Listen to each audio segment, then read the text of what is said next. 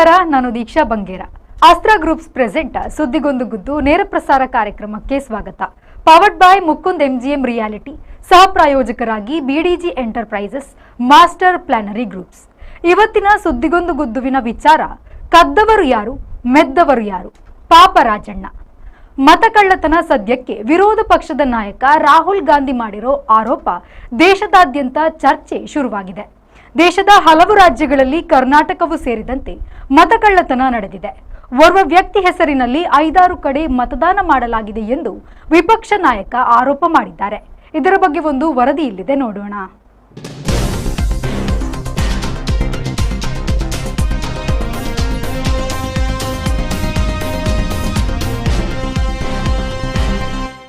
ಆರೋಪ ಬಹುದೊಡ್ಡ ಆರೋಪ. ದೇಶದ ಪ್ರಜಾಪ್ರಭುತ್ವದ ಹಕ್ಕನ್ನ ಪ್ರಶ್ನೆ ಮಾಡೋ ಆರೋಪ.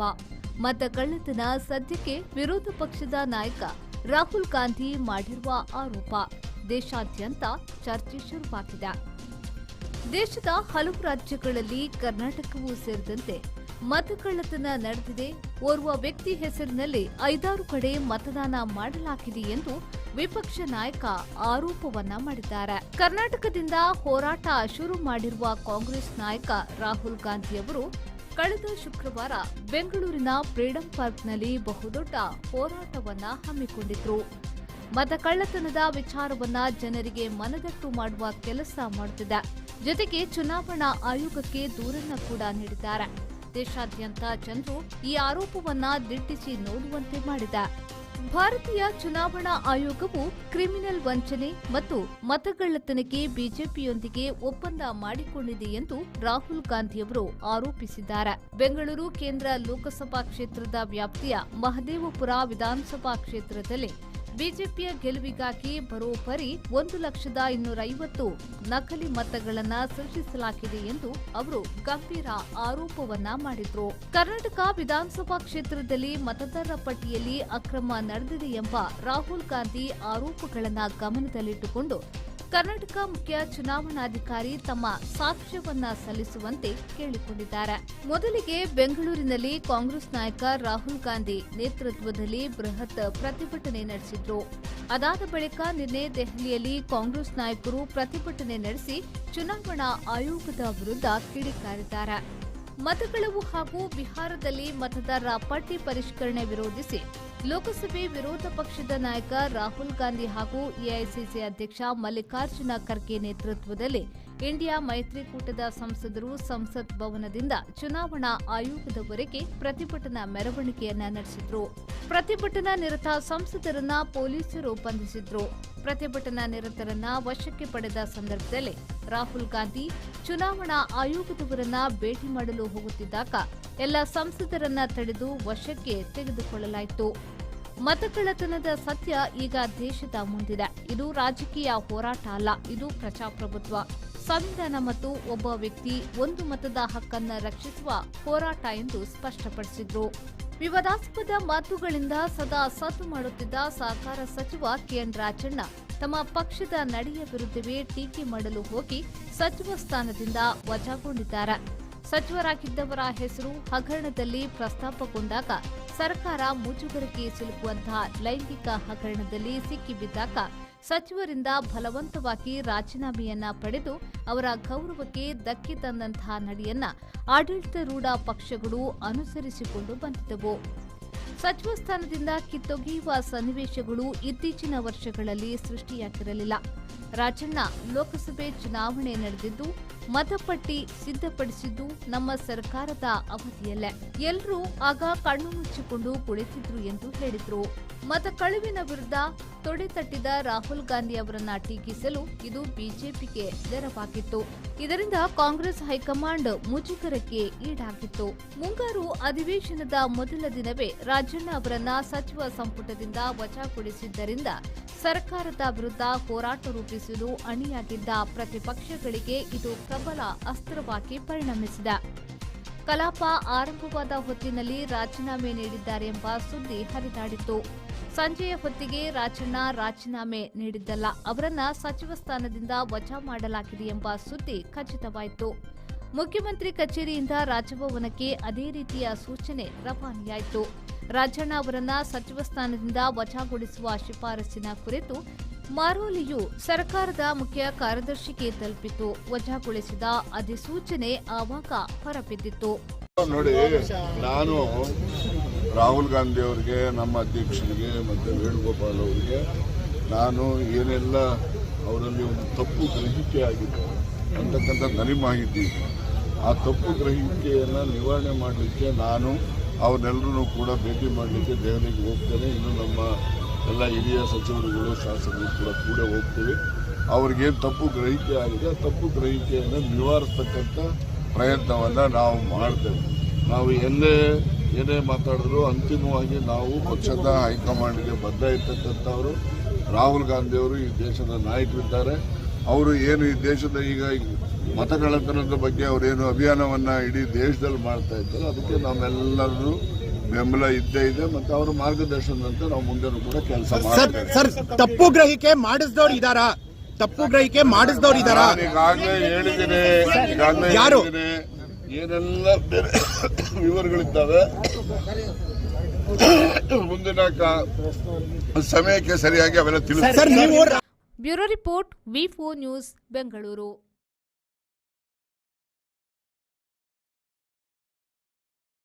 ಇದರ ಬಗ್ಗೆ ಮಾತನಾಡೋದಕ್ಕೆ ಹಿರಿಯ ಪತ್ರಕರ್ತರಾದಂತಹ ಮೋಹನ್ ಬೋಳಂಗಡಿ ಸರ್ ಇದ್ದಾರೆ. ಸರ್, ಕಾರ್ಯಕ್ರಮಕ್ಕೆ ಸ್ವಾಗತ.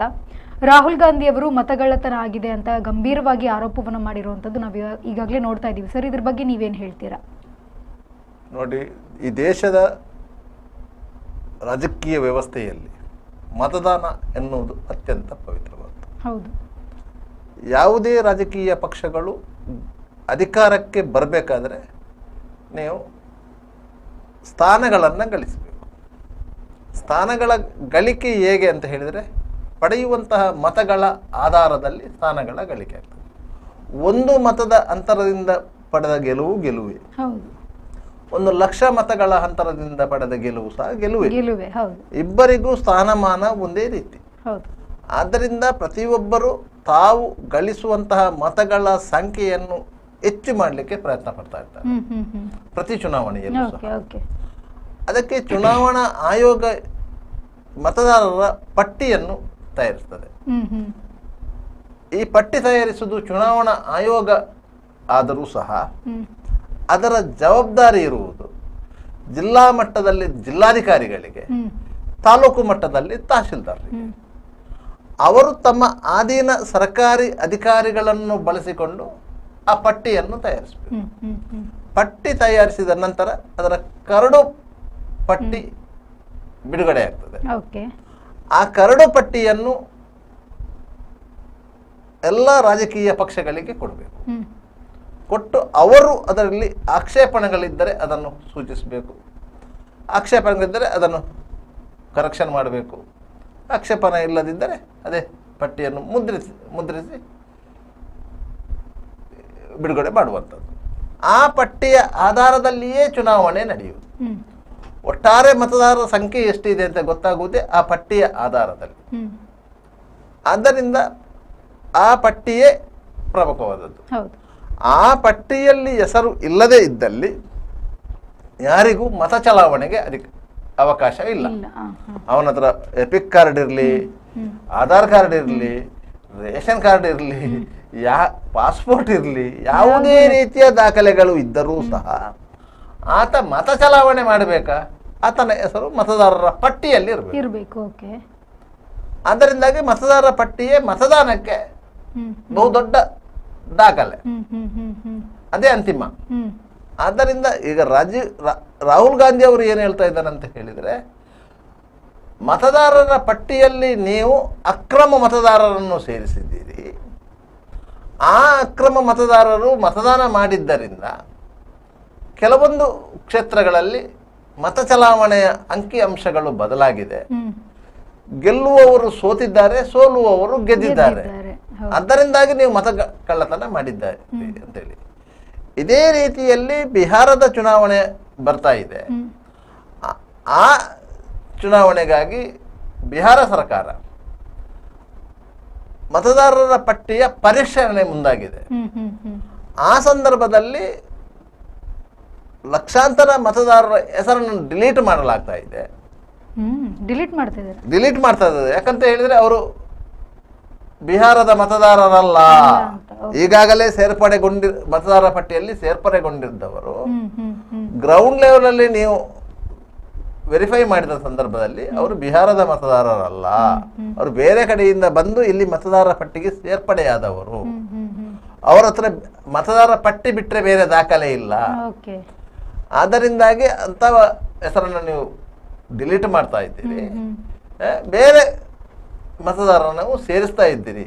ಇದು ಮತಗಳ್ಳತನ ಅಂತೇಳಿ ಅವರದ್ದು ವಾದ. ಅದಕ್ಕಾಗಿ ಅವರದ್ದು ಹೋರಾಟ.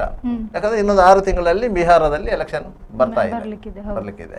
ಅದರಿಂದ ಅದಕ್ಕಿಂತ ಮೊದಲೇ ನೀವು ಅದನ್ನು ನಿಲ್ಲಿಸಬೇಕು. ಯಾವುದು ಮತದಾರರ ಪಟ್ಟಿಯಲ್ಲಿ ಬಿಹಾರದವರು ಅಲ್ಲದಿದ್ದವರನ್ನ ನೀವು ಡಿಲೀಟ್ ಮಾಡಬಾರ್ದು ಅಂತ.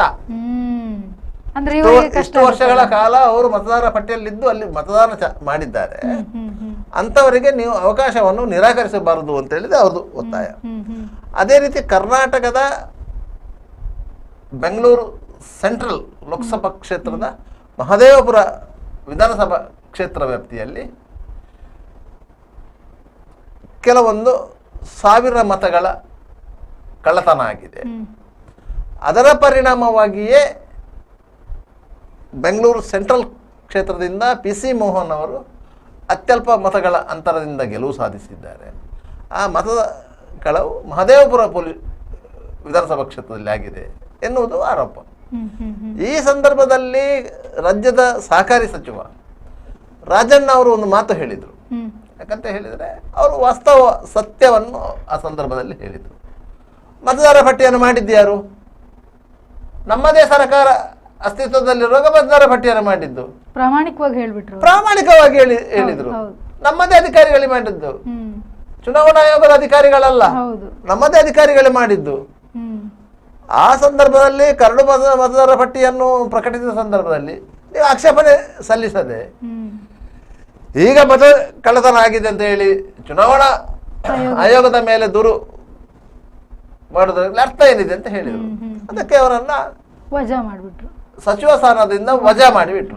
ಸಿದ್ದರಾಮಯ್ಯನವರು ಹೇಳಿದ್ರು ವಜಾ ಮಾಡೋದು ಬೇಡ, ಅವರು ರಾಜೀನಾಮೆ ಕೊಡ್ತೇನೆ ಅಂತ ಹೇಳಿದ್ದಾರೆ ಅಂತ ಹೇಳಿ. ಇಲ್ಲ ರಾಜೀನಾಮೆ ಬೇಡ, ಈ ಶಾಕೌಟ್ ಅಂತ ಹೇಳಿ ವಜಾ ಮಾಡಿ ಅಂತ ಹೇಳಿ. ಆ ರೀತಿಯ ಬೆಳವಣಿಗೆಗಳು ಆಗಿದೆ. ಅದರಿಂದ ಅವರ ಮತಗಳ್ಳತನದ ವಿಚಾರದಲ್ಲಿ ಒಬ್ಬ ಕ್ಯಾಬಿನೆಟ್ ದರ್ಜೆಯ ಸಚಿವರ, ಅದು ಸಹ ಪರಿಶಿಷ್ಟ ಪಂಗಡಕ್ಕೆ ಸೇರಿದ ಸಚಿವರ ತಲೆದಂಡ ಆಗಿದೆ. ನಿಮಗೆ ಚುನಾವಣೆಯ ಪ್ರಕ್ರಿಯೆಗಳ ಬಗ್ಗೆ ಸ್ವಲ್ಪ ಮಾಹಿತಿಗಳು ಬೇಕಾಗ್ತದೆ. ಯಾಕಂತ ಹೇಳಿದ್ರೆ 1991ರ ಚುನಾವಣೆಯ ಸಂದರ್ಭದಲ್ಲಿ IAS ಅಧಿಕಾರಿ TN ಶೇಷನ್ ಅವರು ತಮಿಳುನಾಡು ಮೂಲದವರು, ಅವರು ಚುನಾವಣಾ ಆಯುಕ್ತರಾಗಿದ್ದರು. ಅವರು ಚುನಾವಣಾ ಸುಧಾರಣೆಗಳನ್ನು ತಂದವರು. ಅದಕ್ಕಿಂತ ಮೊದಲು ಚುನಾವಣಾ ಆಯೋಗಕ್ಕೆ ಆಯುಕ್ತರು ಯಾರಿದ್ದಾರ ಗೊತ್ತೇ ಇರಲಿಲ್ಲ ಜನರಿಗೆ, ಯಾರು ಚುನಾವಣಾ ಆಯುಕ್ತರು ಅಂತ ಹೇಳಿ.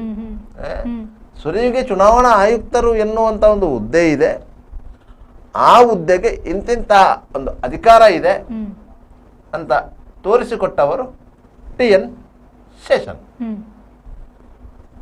ಆ ಚುನಾವಣೆಯ ನಂತರದ ಚುನಾವಣೆಗಳು, 91ರ ಚುನಾವಣೆಯ ನಂತರದ ಚುನಾವಣೆಗಳು ಪಾರದರ್ಶಕವಾಗಿ ಪರಿಣಾಮಕಾರಿಯಾಗಿ ನಡೆದವು. ಕಾಂಗ್ರೆಸ್ ಪ್ರತಿ ಚುನಾವಣೆಯಲ್ಲೂ ಹಿನ್ನಡೆಯನ್ನು ಅನುಭವಿಸಲಿಕ್ಕೆ ಕಾರಣವಾದದ್ದು ಆ ಚುನಾವಣೆಯ ನಂತರ. ಅದಕ್ಕಿಂತ ಮೊದಲಿನ 89ರ ಚುನಾವಣೆಯಲ್ಲಿ ಕಾಂಗ್ರೆಸ್ ಡಿಫೀಟ್ ಆಗಿತ್ತು, ಆದರೂ ಕಾಂಗ್ರೆಸ್ನ ಅಸ್ತಿತ್ವ ಬಲವಾಗಿತ್ತು. ನಂತರದ ಚುನಾವಣೆಯಲ್ಲಿ ಕಾಂಗ್ರೆಸ್ನ ಅಸ್ತಿತ್ವ ಕಡಿಮೆ ಆಗ್ತಾ ಬಂತು. 96ರ ಚುನಾವಣೆ ಮತ್ತು 99ರ ಚುನಾವಣೆ ಮತ್ತೆ ಕಾಂಗ್ರೆಸ್ ಅಸ್ತಿತ್ವ ಪಡ್ಕೊಂಡದ್ದು 2004ರಲ್ಲಿ ಮತ್ತು 2009ರ ಚುನಾವಣೆಯಲ್ಲಿ. ಆದ್ರೆ ಆ ಸಂದರ್ಭದಲ್ಲಿ ಸಹ ಕಾಂಗ್ರೆಸ್ ಸಿಂಗಲ್ ಲಾರ್ಜೆಸ್ಟ್ ಪಾರ್ಟಿ ಏನಾಗಲ್ಲ, ಸಿಂಗಲ್ ಲಾರ್ಜೆಸ್ಟ್ ಪಾರ್ಟಿ ಆಗಿತ್ತು. ಮತ್ತೆ ಒಕ್ಕೂಟ ವ್ಯವಸ್ಥೆಯಲ್ಲಿ ಅದು ಅಧಿಕಾರಕ್ಕೆ ಬಂದಿರುವಂಥದ್ದು. UP ಅಂತೇಳಿ ನಾವೇನು ಮಾಡಿದ್ರು ಆ ವ್ಯವಸ್ಥೆಯಲ್ಲಿ ಬಂದಿರುವಂಥದ್ದು. ಈ ಚುನಾವಣಾ ಸುಧಾರಣೆಗಳು ನಡೆದುಕೊಂಡು ಬಂದ ನಂತರವೇ ಕಾಂಗ್ರೆಸ್ಸಿನ ಪರಂಪರಾಗತ ಓಟುಗಳು ಕಡಿಮೆ ಆಯಿತು ಎನ್ನುವುದು ಒಂದು ನಿದರ್ಶನಗಳು ಸಿಗ್ತಾ ಹೋಗ್ತವೆ. ಆದ್ದರಿಂದ ರಾಹುಲ್ ಗಾಂಧಿಯವರು ಇವತ್ತು ಹೇಳ್ತಾ ಇರೋದು ಅಷ್ಟೇ, ಕಾಂಗ್ರೆಸ್ಸಿನ ಅಸ್ತಿತ್ವಕ್ಕೆ ಈ ಮತಗಳ್ಳತನ ಕೊಡಲಿಪಿಟ್ಟು ಬಿದ್ದಿದೆ, ಕೊಟ್ಟಿದೆ. ಆದ್ದರಿಂದ ಈ ಮತಗಳ್ಳತನದ ಬಗ್ಗೆ ತನಿಖೆ ಆಗಬೇಕು ಅಂತ ಹೇಳಿ. ಈಗ ಹೇಗೆ ಮತಗಳ್ಳತನ ಆಗ್ತದೆ ಎನ್ನುವುದನ್ನು ಯಾರೇ ಒಬ್ಬ ವೋಟರು ಅವರ ಹೆಸರು ವೋಟರ್ ಲಿಸ್ಟ್ ಅಲ್ಲಿ ಇದ್ರೆ ಆತ ವೋಟು ಹಾಕ್ಲಿಕ್ಕೆ ಅರ್ಹತೆಯನ್ನು ಪಡ್ಕೊಳ್ತಾನೆ. ಹೌದು.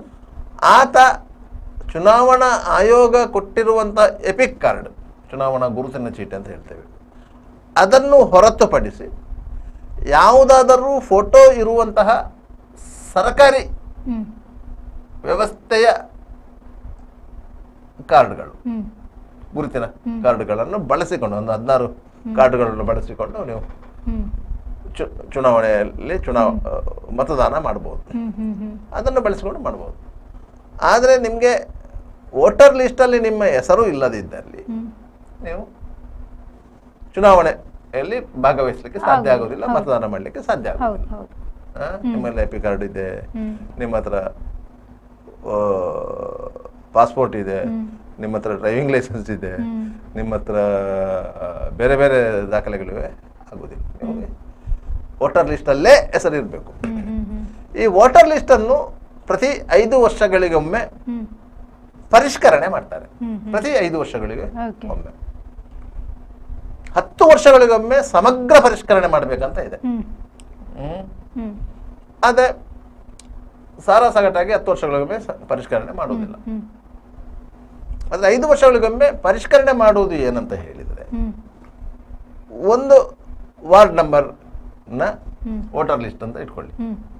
ಈಗ ವಾರ್ಡ್ ನಂಬರ್ 37, ಅದರಲ್ಲಿ ಒಂದು 900 ಮಂದಿ ವೋಟರ್ಸ್ ಇದ್ದಾರೆ.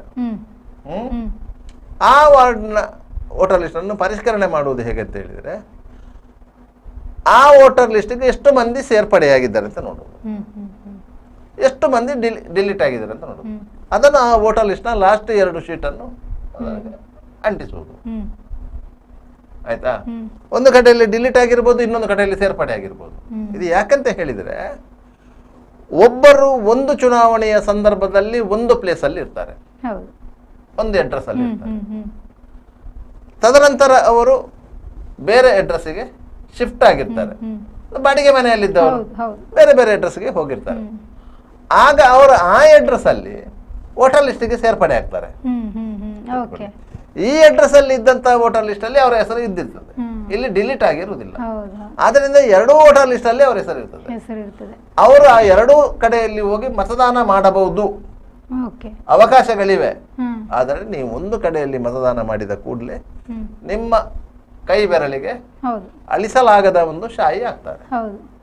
ಆದ್ದರಿಂದ ನೀವು ಆ ಕೈಯನ್ನು ಇಟ್ಕೊಂಡು ಇನ್ನೊಂದು ಹೋಗ್ಲಿಕ್ಕೆ ಆಗುದಿಲ್ಲ, ಮತ್ತು ಅದನ್ನು ಒರೆಸ್ಲಿಕ್ಕೂ ಆಗುದಿಲ್ಲ, ಪೂರ್ತಿಯಾಗಿ ಒರೆಸ್ಲಿಕ್ಕೆ ಆಗುದಿಲ್ಲ. ಆದ್ದರಿಂದಾಗಿ ಅವನಿಗೆ 2ನೇ ಮತದಾನ ಮಾಡ್ಲಿಕ್ಕೆ ಆಗುದಿಲ್ಲ.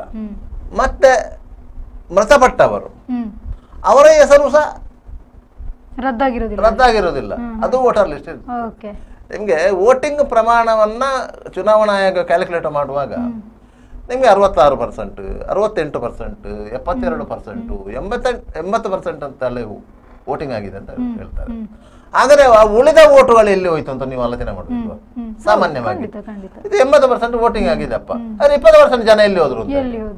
ಈ 20% ಜನರಲ್ಲಿ ಇಂಥವುಗಳಿದೆ. ಅದರಲ್ಲಿ ಒಂದು 2%, 3% ಜನ ಊರು ಬಿಟ್ಟು ಇನ್ನೊಂದು ಊರಲ್ಲಿ ಕೆಲಸಕ್ಕೆ ಹೋಗಿರ್ಬೋದೇ ಹೊರತು 15ರಿಂದ 17% ಜನ ಈ ರೀತಿಯಾಗಿ ಇರುವವರು ಒಂದ ಬೇರೆ ವಿಳಾಸದಲ್ಲಿ ಇರ್ತಾರೆ, ಇಲ್ಲಾಂದ್ರೆ ಮೃತಪಟ್ಟಿರ್ತಾರೆ.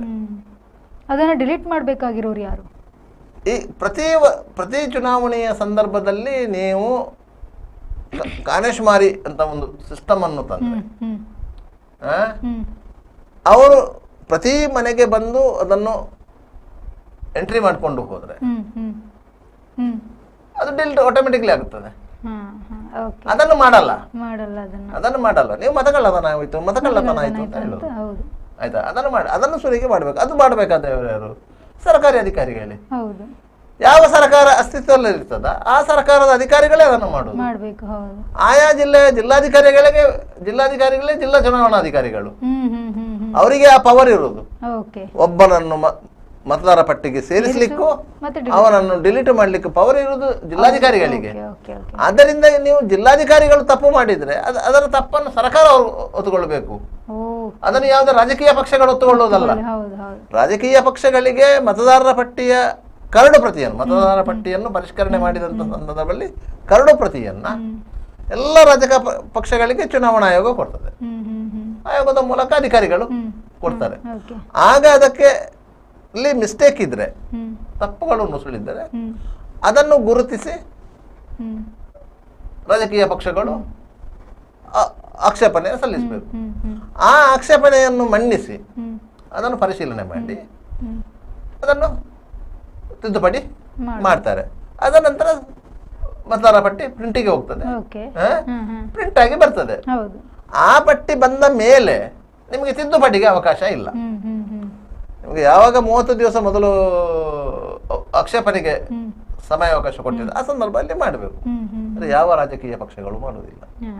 ಯಾಕಂತ ಹೇಳಿದ್ರೆ ರಾಜಕೀಯ ಪಕ್ಷಗಳಿಗೆ ಆ ಕೆಲಸವನ್ನು ಮಾಡಲಿಕ್ಕೆ ಅವರಿಗೆ ಕಾರ್ಯಕರ್ತರ ಬಲ ಬೇಕು.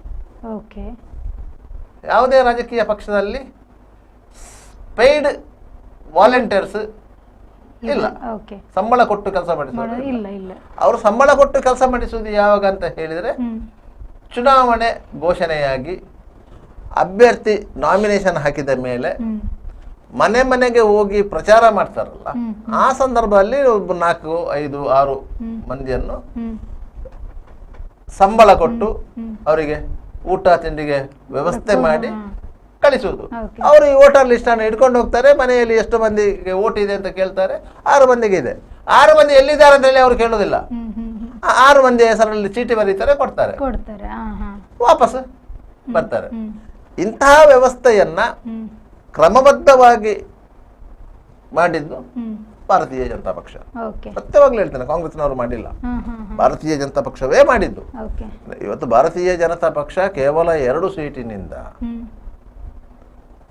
ಕೇಂದ್ರದಲ್ಲಿ 3ನೇ ಬಾರಿಗೆ ಅಧಿಕಾರದಲ್ಲಿ ಇದೆ ಅಂತ ಆದರೆ ಅಂತ ಒಂದು ವ್ಯವಸ್ಥಿತವಾದ ಒಂದು ಯೋಜನೆ ಇತ್ತು.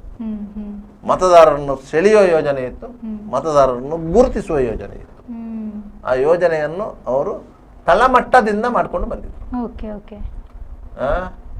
ಅವರು ಯಾರು ಸಹ ಸಂಬಳಕ್ಕಾಗಿ, ಊಟಕ್ಕಾಗಿ, ತಿಂಡಿಗಾಗಿ ಮಾಡಿದವರಲ್ಲ. ಅವರು ಪಕ್ಷದ ಮೇಲಿನ ಅಭಿಮಾನದಿಂದ ಮಾಡಿದವರ ಸಂದರ್ಭದಲ್ಲಿ ಅದನ್ನು ಅವರು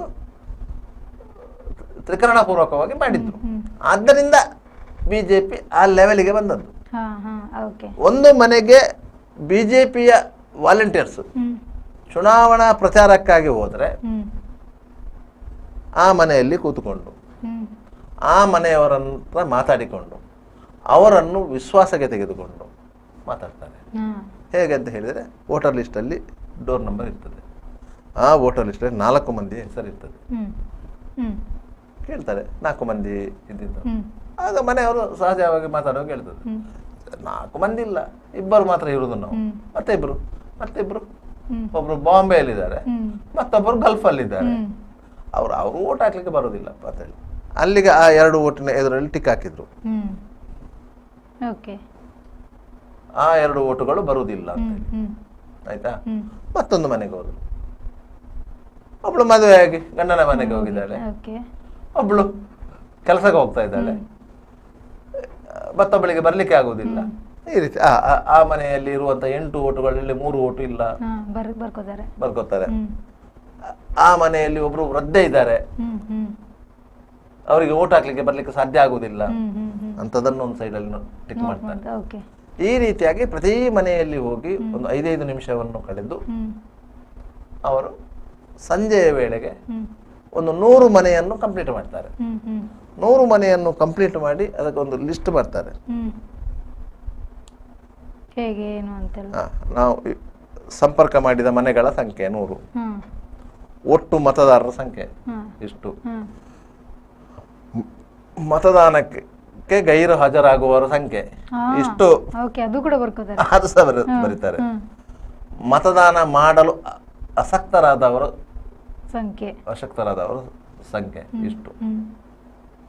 ಯಾಕಂದ್ರೆ ಅವರಿಗೆ ವ್ಯವಸ್ಥೆ ಮಾಡಿದ್ರೆ ಅವರು ಮತದಾನಕ್ಕೆ ಬರ್ತಾರೆ ಅಂತ ಓಕೆ, ಅದಕ್ಕೆ ಈ ತರ ಪ್ಲಾನ್ ಆ ಪ್ಲಾನ್ ಮಾಡೋದು. Okay okay. ಅದರ ನಂತರದ ಇದರಲ್ಲಿ ಹೇಗೆ ಅಂತ ಹೇಳಿದರೆ, ಹಿಂದೂಗಳು ಎಷ್ಟು, ಹ್ಮ್. ಮುಸ್ಲಿಮರು ಎಷ್ಟು, ಓಕೆ. ಕ್ರಿಶ್ಚಿಯನ್ರು ಎಷ್ಟು, ಹ್ಮ್. ಹ್ಮ್.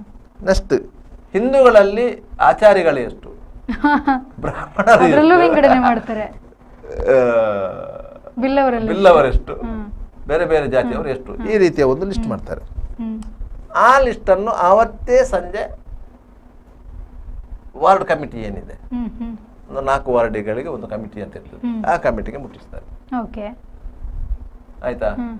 ಮರು ದಿವಸ ಇನ್ನೊಂದು ಬಾಕಿ ಇರುವ ಮನೆಗಳಿಗೆ ಹೋಗ್ತಾರೆ. ಹ್ಮ್. ಆ ಬಾಕಿ ಇರುವ ಮನೆಗಳು ಹೋಗಿ ಬಂದು ಸಂಜೆ ವೇಳೆಗೆ ಇಷ್ಟು ಲಿಸ್ಟು ರೆಡಿ ಮಾಡಬೇಕು ನೀವು. ಹ್ಮ್. ಹ್ಮ್. ಮಾಡಿ ಅದು ಅಲ್ಲಿಂದ ಹೋಗಿ ಹೋಗಿ ಹೋಗಿ ಜಿಲ್ಲಾ ಕೇಂದ್ರಕ್ಕೆ ಹೋಗಿ ಮುಟ್ತದೆ. ಹ್ಮ್. ಆಗ ಜಿಲ್ಲಾ ಕೇಂದ್ರದಲ್ಲಿ ಕೂತ್ಕೊಂಡು ಎಲ್ಲ ಲಿಸ್ಟ್ ಮಾಡ್ತಾರೆ. ಟೋಟಲ್ ಓಟು ಹಾಕುವವರ ಸಂಖ್ಯೆ ಎಷ್ಟು ಅಂತ. ಹ್ಮ್. ಓಟು ಹಾಕುವವರ ಹಾಕುವವರದು. ಸಂಖ್ಯೆ ಎಷ್ಟು, ಓಕೆ. ಅದರಲ್ಲಿ ಹಿಂದೂಗಳೆಷ್ಟು, ಮುಸ್ಲಿಮರೆಷ್ಟು, ಕ್ರಿಶ್ಚಿಯನ್ರು ಎಷ್ಟು ಅಂತ ಬರ್ತದೆ. ಹ್ಮ್. ಪರಿಶಿಷ್ಟ ವರ್ಗ ಎಷ್ಟು, ಪರಿಶಿಷ್ಟ ಪಂಗಡ ಎಷ್ಟು, ಇದೆಲ್ಲ ಯಾವ ಯಾವ ಜಾತಿ ಓಟುಗಳು ಎಷ್ಟು ಇದೆ ಅಂತ ಬರ್ತದೆ. ಓಕೆ. ಡಿಟೇಲ್ಡ್ ಆಗಿ ಎಲ್ಲ ಸರ್ಕಾರದ ಅಧಿಕಾರಿಗಳು ಯಾವ ರೀತಿ ವೋಟರ್ ಲಿಸ್ಟ್ ಅನ್ನು ರೆಡಿ ಮಾಡಿದ್ದರೋ ಅದೇ ರೀತಿ ಪರ್ಯಾಯವಾಗಿ ಇವರು ಒಂದು ಲಿಸ್ಟ್ ರೆಡಿ ಮಾಡಿಕೊಂಡು ಅದನ್ನು ಆ ಲಿಸ್ಟನ್ನೇ ಆಧರಿಸಿಕೊಂಡು ಚುನಾವಣೆಯಿಂದ ಹಿಂದಿನ ದಿವಸ ಒಂದೊಂದು ಬೂತಿಗೆ ಸಂಬಂಧಪಟ್ಟಾಗಿ ಒಂದು ಮೀಟಿಂಗ್ಗಳಾಗ್ತದೆ ವಾರ್ಡ್ ಕಮಿಟಿಯ ಒಳಗೆ. ಓಕೆ. ಈ ಬೂತಿಗೆ ಯಾರು BLO,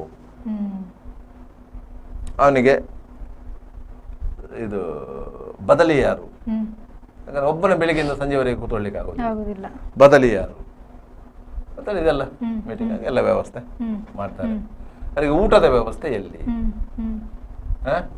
ಟೀ ಕಾಫಿ ವ್ಯವಸ್ಥೆ ಎಲ್ಲಿ, ಇದನ್ನೆಲ್ಲ ಆ ಟೈಮಲ್ಲಿ ಮಾಡೋದು. ಈ ರೀತಿಯಾಗಿ ಮಾಡಿ ಅದನ್ನು ಚುನಾವಣೆಯನ್ನು ಅತ್ಯಂತ ಸ್ಪಷ್ಟವಾಗಿ ನಡೆಸಿಕೊಂಡು ಬರುವಂತಹ ಒಂದು ಕಾರ್ಯವನ್ನು ಬಿಜೆಪಿಯವರು ಮಾಡಿದ್ರು. ಅವರು 78ರ ಚುನಾವಣೆಯಲ್ಲಿ ಜನತಾ ಪಕ್ಷ ಇರುವಾಗ, 80ರ ಚುನಾವಣೆಯಲ್ಲಿ, 77ರ ಚುನಾವಣೆಯಲ್ಲೂ ಮಾಡಿದ್ದಾರೆ.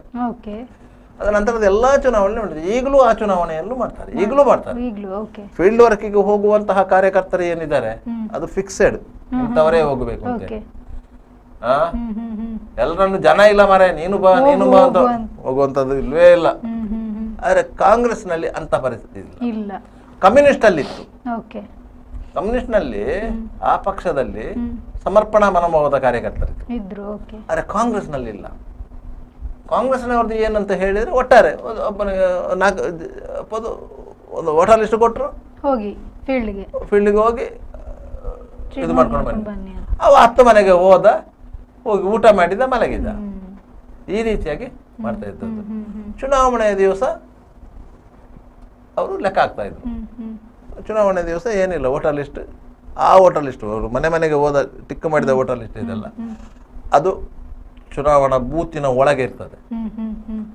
ಯಾರು ಚುನಾವಣಾ ಏಜೆಂಟ್ ಇರ್ತಾರೆ ಅವನ ಕೈಯಲ್ಲಿ ಇರ್ತದೆ. ಅವನಿಗೆ ಅಲ್ಲಿ ವೋಟರ್ ಬರುವಾಗಲೇ ಗೊತ್ತಾಗ್ತದೆ ಇಂಥವ ಬಂದ ಅಂತ ಹೇಳಿ, ಟಿಕ್ ಮಾಡ್ಕೊಂಡು ಹೋಗ್ತಾನೆ. ಇಂಥವ್ರು ಬರದಿದ್ರು ಅಂತ ಗೊತ್ತಾಗ್ತದೆ.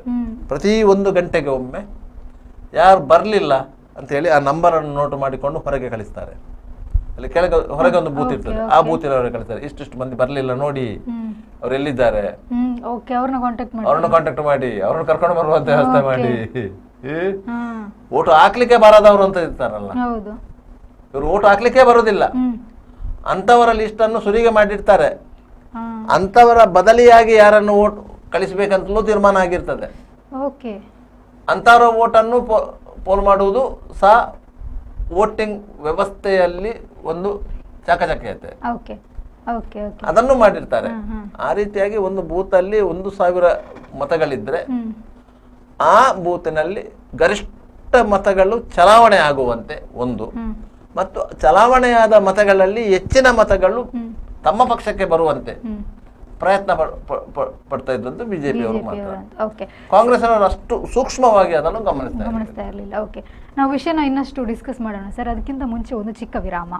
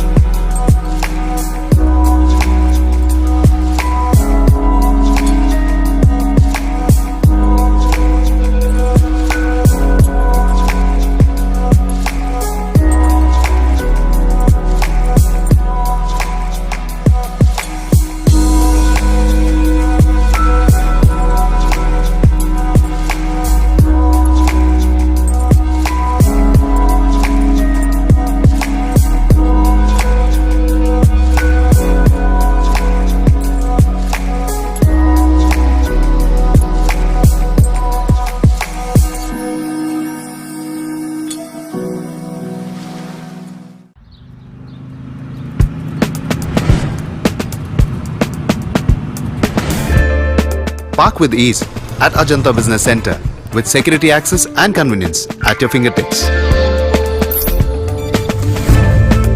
Step into a welcoming lobby where a warm smile greets you and your clients. With top-tier amenities, Ajanta set the stage for our success, leading us to Ashoka Business Center as our next upgrade. Invest in workspaces managed by Vertex. Invest smart. Invest in Mangaluru. The Father Mullah Charitable Institutions, the most modern linear accelerator, only one of its kind in this region for specific burning of cancer cells. We have all precision equipments and instruments for both invasive and non-invasive surgical procedures and diagnosis, ultrasonic color Doppler, CT scan and MRI machines. The operation theaters are equipped with contemporary equipments, high-tech intensive care units, neo and postnatal units, burns unit, cath lab and cardiothoracic units are fully equipped. Our NICU is the largest in the city. The blood bank and cell separator and casualty are 24-hour services. The Father Mullah Charitable Institutions. Ideal ice cream, milky way to your heart.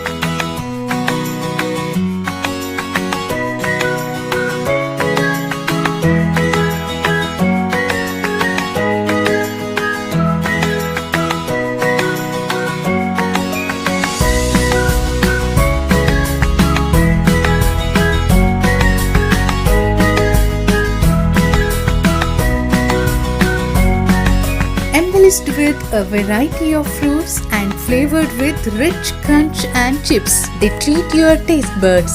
Ideal ice cream.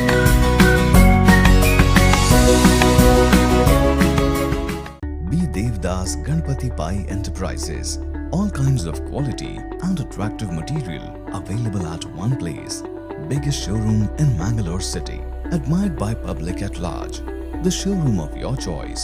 B. Devdas Ganpati Pai Enterprises near New Chitra Talkies, Mangalore. AJ Hospital and Research Center is a leading advanced tertiary healthcare center of India, serving the coastal citizens and spreading good health across the sea line. AJ Hospital and Research Center is a specialized Medicare center providing service to more than 30 major medical disciplines, embracing new technologies to offer high-level healthcare that matches the best in the country. Our technical and medical expertise include foremost services in cadaveric organ retrieval, drug-eluting stent placement, pediatric lab nephrectomy, ambulance services, dermatology, ENT, nephrology and many more. AJ Hospital and Research Center, Kuntikana, Mangaluru. Call 222553. Vasudeva Stores, store for your inner needs. Visit us to find trendy innerwear from major brands.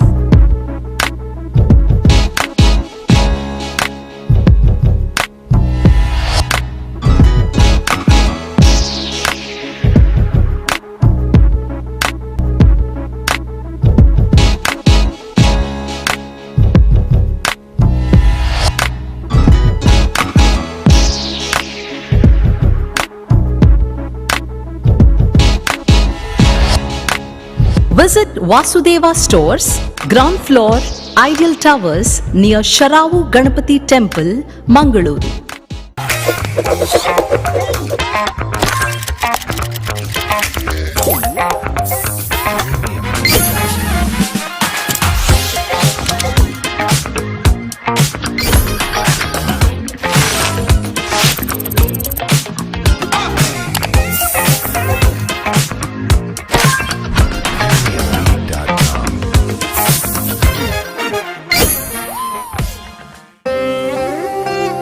ನನ್ನ ಬಾಲ್ಯ ಅಮೂಲ್ಯ ನೆನಪುಗಳಿಂದ ತುಂಬಿತ್ತು.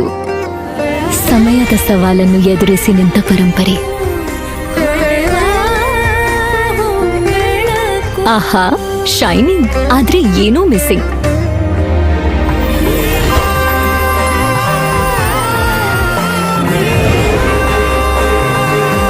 ಶತಮಾನದ ವಾರಸುದಾರಿಕೆಯ ಹೊಸ ಮುಖ ಭೀಮಾ. ಬದಲಾವಣೆ ಹೊಳೆಯುತ್ತಿದೆ.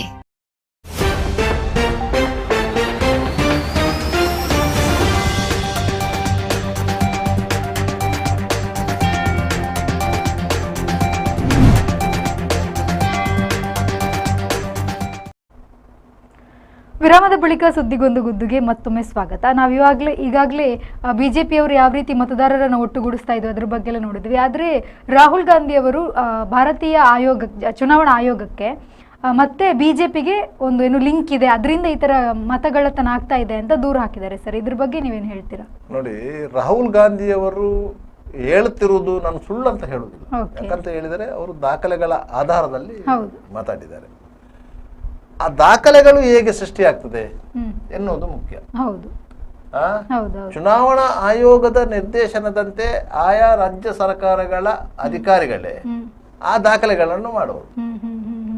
ಅವರು ಅಧೀನ ಅಧಿಕಾರಿಗಳ ಮೂಲಕ ಅದನ್ನು ಮಾಡುವಂಥದ್ದು.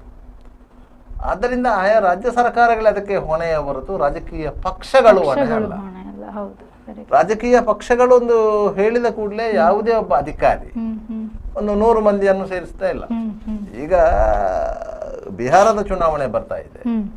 ಬಿಹಾರದಲ್ಲಿ ಸಮಗ್ರವಾಗಿ ಮತದಾರರ ಪಟ್ಟಿಯ ಪರಿಷ್ಕರಣೆ ಆಗ್ತಾ ಇದೆ. ಆ ಮತದಾರ ಪಟ್ಟಿ ಪರಿಷ್ಕರಣೆ ಹೇಗೆ ಆಗ್ತಾ ಇದೆ ಅಂತ ಹೇಳಿದ್ರೆ ಚುನಾವಣಾ ಆಯೋಗದ ನಿರ್ದೇಶನದ ಪ್ರಕಾರ ಆಗ್ತಾ ಇದೆ. ಅಲ್ಲಿ ಮತದಾರರನ್ನ ಐಡೆಂಟಿಫೈ ಮಾಡಿ ಅವರ ಎಪಿಕ್ ಕಾರ್ಡ್ ನಂಬರ್ ಅನ್ನು ಅವರ ಆಧಾರ್ ಕಾರ್ಡ್ ನಂಬರ್ ನೊಟ್ಟಿಗೆ ಜೋಡಿಸ್ತಾ ಇದ್ದಾರೆ. EPIC card number Aadhaar card number ಒಟ್ಟಿಗೆ ಜೋಡಿಸ್ತಾರೆ. ಅದರಿಂದ ನಮ್ಗೆ ಗೊತ್ತಾಗುತ್ತೆ ಅಂತ ಸರ್. ಅದರಿಂದಾಗಿ ನಕಲಿ ಮತದಾರರು ಯಾರಿದ್ದಾರೆ ಅವರು ಗೊತ್ತಾಗ್ತಾರೆ, ಅವರು ಡಿಲೀಟ್ ಆಗ್ತಾ ಹೋಗ್ತಾರೆ. ಬಿಹಾರದಲ್ಲಿ ಆಗ್ಲಿ, ಯುಪಿಯಲ್ಲಿ ಆಗ್ಲಿ, ಉತ್ತರ ಭಾರತದ ಬಹುತೇಕ ರಾಜ್ಯಗಳಲ್ಲಿ ನಕಲಿ ಮತದಾರರ ಹಾವಳಿ ಜಾಸ್ತಿ ಇದೆ. ನಮ್ಮ ದಕ್ಷಿಣ ಭಾರತದಲ್ಲಿ ಅದು ಕಡಿಮೆ.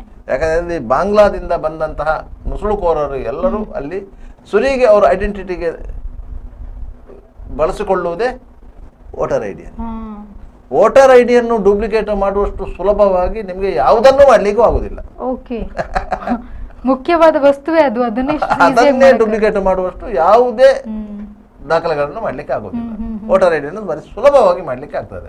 ಯಾಕಂದ್ರೆ ನೀವು ಯಾವುದೇ ಒಂದು ಸೈಬರ್ ಸೆಂಟರ್ಗೆ ಹೋಗಿ ಒಂದು ವೋಟರ್ ಐಡಿ ಬೇಕು, ಇದು ನಂದು ಫೋಟೋ ಅಂತ ಹೇಳಿದ ಕೂಡಲೇ ನಿಮ್ಮ ಫೋಟೋವನ್ನು ಸ್ಕ್ಯಾನ್ ಮಾಡಿ ಅದರಲ್ಲಿದ್ದ ಫೋಟೋವನ್ನು ತೆಗೆದು ರಿಮೂವ್ ಮಾಡಿ ನಿಮ್ಮ ಫೋಟೋವನ್ನು ಅದರಲ್ಲಿ ಕೂರಿಸಿ ಹೆಸರುಗಳನ್ನು ಬದಲಾವಣೆ ಮಾಡಿ ಪ್ರಿಂಟ್ಔಟ್ ತೆಗೆದುಕೊಟ್ಟು ಅದಕ್ಕೊಂದು ಲ್ಯಾಮಿನೇಷನ್ ಹಾಕಿದರೆ ವೋಟರ್ ಐಡಿ ರೆಡಿ ಆಗ್ತದೆ. ನೀವು ಯಾರದೇ ಹೆಸರಿನ ವೋಟರ್ ಐಡಿಯನ್ನು ಯಾರದೇ ಹೆಸರಿಗೆ ವೋಟರ್ ಐಡಿಯನ್ನು ಮಾಡಬಹುದು. ಈ ರೀತಿಯ ಒಂದು ವ್ಯವಸ್ಥೆ ಇದೆ. ಯಾಕಂದ್ರೆ ವೋಟರ್ ಐಡಿಯನ್ನು ನಿಮಗೆ ನೀವು ಯಾವುದೇ ಕಾರಣಕ್ಕಾಗಿ ಯಾವುದೇ ಅಧಿಕಾರಿ ರೀಚೆಕ್ ಮಾಡೋದಿಲ್ಲ. ಇದು ಒರಿಜಿನಲ್ ಡೂಪ್ಲಿಕೇಟ್ ಅಂತ ಹೇಳಿ. ಯಾಕಂತ ಹೇಳಿದ್ರೆ ಅದು ವೋಟ್ ಹಾಕ್ಲಿಕ್ಕೆ ಮಾತ್ರ ನಿಮಗೆ ಉಪಯೋಗ ಆಗ್ತದೆ ಹೊರತು ಬೇರೆ ಯಾವುದಕ್ಕೂ ಉಪಯೋಗ ಆಗುದಿಲ್ಲ. ಬೇರೆ ಯಾವುದಕ್ಕಾದ್ರೂ ಅದರ ವೋಟರ್ ಐಡಿಯನ್ನು ನೀವು ಐಡೆಂಟಿಟಿ ಪ್ರೂಫ್ ಆಗಿ ಉಪಯೋಗಿಸುವುದಿಲ್ಲ. ಆದ್ದರಿಂದ ಅದು ನಿಮಗೆ ಉಪಯೋಗಕ್ಕೆ ಬರುವುದಿಲ್ಲ. ಆದ್ದರಿಂದ ಅದು ವೋಟರ್ ಐಡಿ ಒರಿಜಿನಲ್ ಡೂಪ್ಲಿಕೇಟ್ ಅಂತ ಹೇಳಿ ಯಾವುದೇ ಅಧಿಕಾರಿ ಪರಿಶೀಲನೆ ಮಾಡಲಿಕ್ಕೆ ಹೋಗುವುದಿಲ್ಲ.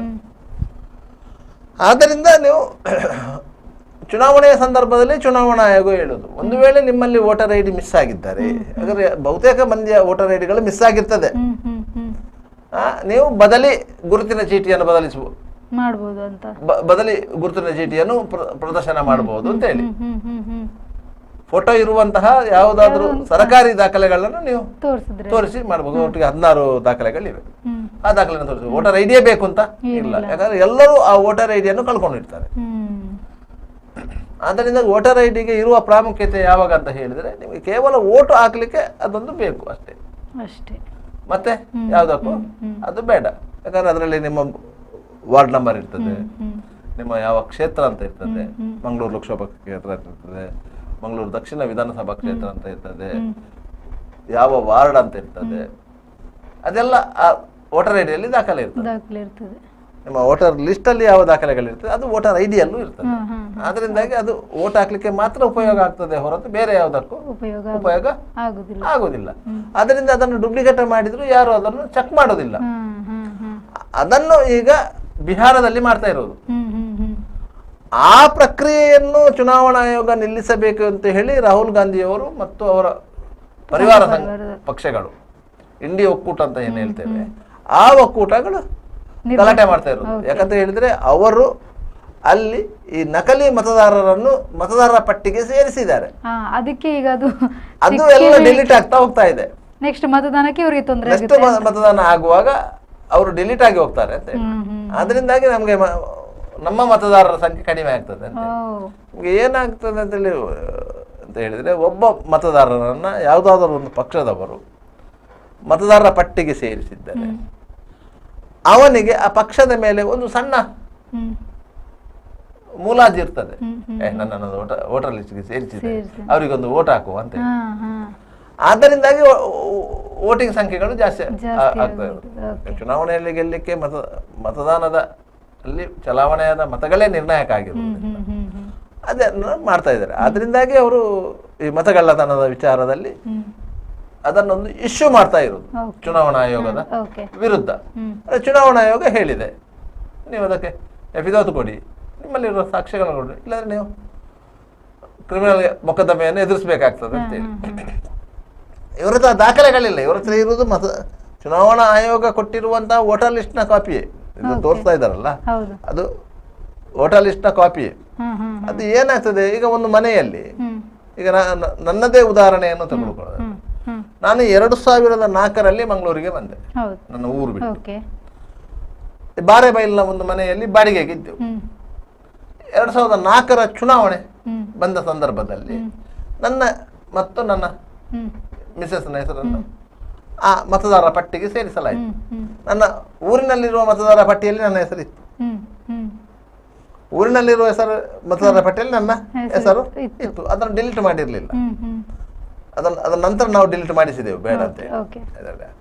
ಆಗ ಸೇರಿದ್ದು. ಅದರ ನಂತರ ನಾವು ಆ ಬಾಡಿಗೆ ಮನೆ ಬಿಟ್ಟು ಮತ್ತೆ 4 ಬಾಡಿಗೆ ಮನೆಗೆ ಹೋದ್ರು ಸಹ ಮತದಾರ ಪಟ್ಟಿ ಅಲ್ಲೇ, ಅದೇ ಪಟ್ಟಿಯಲ್ಲಿ ಹೆಸರು ಇದೆ, ಅಲ್ಲಿದ್ದೇ ವೋಟರ್ ಐಡಿ ಇದೆ, ಅಲ್ಲಿದ್ದೇ ವೋಟರ್ ಐಡಿ ಇದೆ. ಅದು ಬದಲಾವಣೆ ಆಗಿದೆ. ಅದೇ ಮನೆಗೆ, ನಾನಿದ್ದ ಮನೆಗೆ ನಾವು ಅಲ್ಲಿಂದ ಬಿಟ್ಟ ಮೇಲೆ 6 ಮಂದಿಯ 7 ಮಂದಿಯನ್ನು ಬಾಡಿಗೆಗೆ ಬಂದರು. ಅಷ್ಟೋ ಮಂದಿಯು ಅದೇ ಅಡ್ರೆಸ್ ಅಲ್ಲಿ ವೋಟರ್ ಲಿಸ್ಟ್ ಅಲ್ಲಿ ಸೇರಿಸಿದ್ರೆ ಒಟ್ಟಿಗೆ ಆ ಮನೆಯಲ್ಲಿ ಒಂದೇ ಡೋರ್ ನಂಬರ್ ಅಲ್ಲಿ ನಿಮಗೆ ಕಡಿಮೆ ಅಂದ್ರೆ ಒಂದು 20 ಮಂದಿಯ ಲಿಸ್ಟ್ ಬರುತ್ತೆ. ನಮ್ಮಲ್ಲಿ ಸುರಿಗಿದ್ದದ್ದು ಇಬ್ರು. ಈಗ ಒಂದು 20 ವರ್ಷದಲ್ಲಿ ಅಲ್ಲಿ ಒಂದು 7-8 ಮಂದಿ ಆ ಮನೆಗೆ ಬಾಡಿಗೆ ಬಂದಿದ್ದಾರೆ.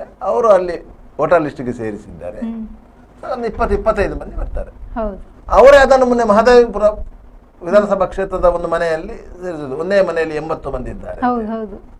ಒಂದೇ ಮನೆಯಲ್ಲಿ 80 ಮಂದಿ ಇದ್ದಾರೆ ಅಂತ ಹೇಳಿ ಅದನ್ನೇ ಹೇಳಿದ್ದು. ಹಾ. ಆ ಮನೆ ಓನರ್ ಹೇಳಿದ, ಹ್ಮ್.